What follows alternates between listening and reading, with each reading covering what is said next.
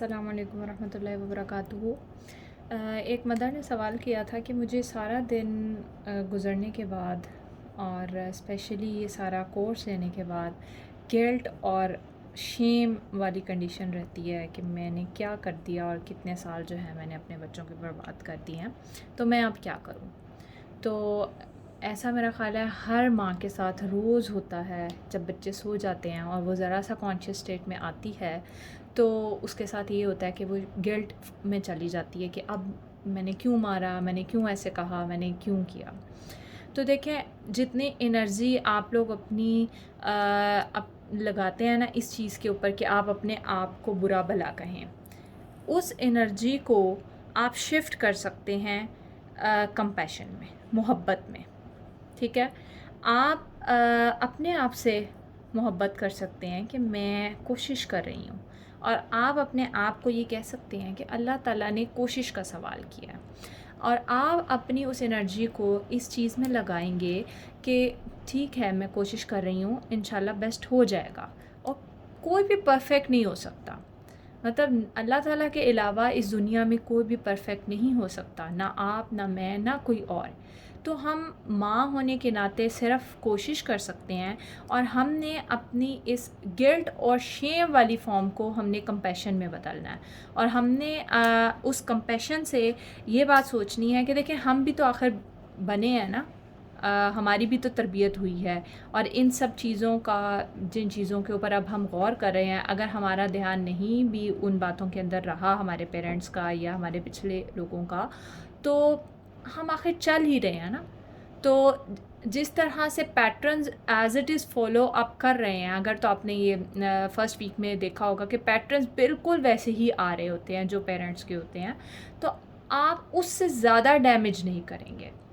आप अपनी औलाद का उससे ज़्यादा डैमेज नहीं करने लगे हैं जितना अगर आपका डैमेज हुआ है। तो आप उससे बेहतर ज़रूर अपनी औलाद को कर सकते हैं, लेकिन उससे ज़्यादा डैमेज नहीं करेंगे।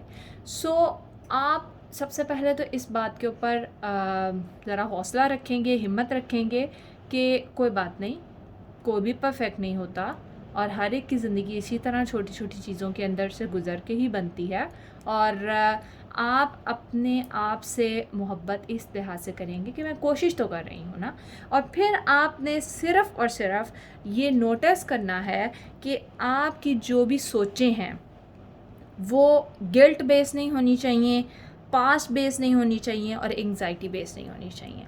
जब आप इन चीज़ों और इन सोचों के मुताबिक अपने बच्चों की पेरेंटिंग कर रहे होते हैं, तो आपका सिर्फ गिल्ट और शेम बढ़ता है, और आप उसके रिज़ल्ट में अपने बच्चे को गिल्ट और शेम में मुब्तला कर रहे होते हैं।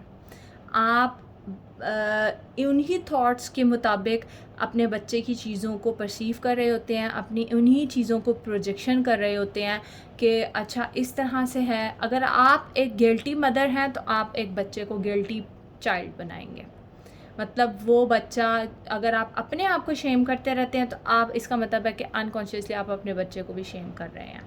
और अगर तो आप अपने आप से मोहब्बत कर रहे हैं तो आप अपने बच्चे को मोहब्बत दे सकते हैं। अगर इसकी एग्ज़ाम्पल मैं इस तरह से दूं कि एक गिल्ट या शेम वाली जो माँ है, जो अपने आप को हर वक्त कसूरवार ठहराती रहती है, उसके जुमले इस तरह से होते हैं कि तुमने फिर इस तरह से कर दिया, तुम्हें इस तरह से नहीं करना चाहिए था, तुम्हें जो है अपने आप को सुधारने की ज़रूरत है, तुम्हें सोचने की ज़रूरत है। लेकिन अगर एक माँ अपने आप से मोहब्बत करती होगी, उसके अपने बच्चों के साथ जुमले जो कंपैशन वाले होंगे वो इस तरह से होंगे कि कोई बात नहीं, गलतियाँ बेटा हर एक से हो जाती हैं, हम इसको ठीक भी कर सकते हैं, कोई बात नहीं, हम इसको इस तरह से करके देख लेते हैं। ओहो, अगर ये आपसे गलती से गिर गया है तो डज़न्ट मैटर, हम इसको अभी उठा लेंगे।